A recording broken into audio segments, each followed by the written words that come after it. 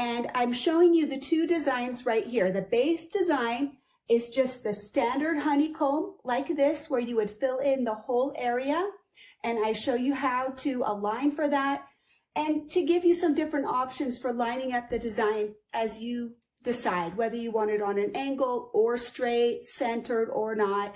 I do talk about that throughout the lesson.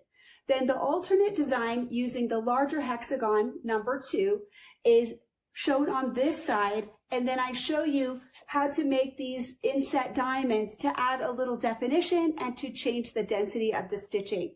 This is also the time when you want to put your glider on. Okay, so I'm going to grab mine. If your glider's dirty, baby wipes are an awesome way to clean it off and just make sure that it'll stay. You want to take this brown paper off, so don't leave that on. You can see mine's a little dirty. Okay.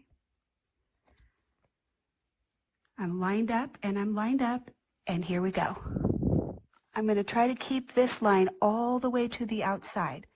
We'll tie off when we get back because we'll sew over that area.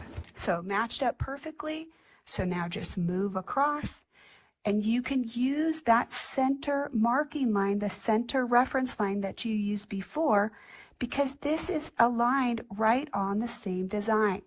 So go ahead and just start sewing across. So once you're at the bottom, just sew back up.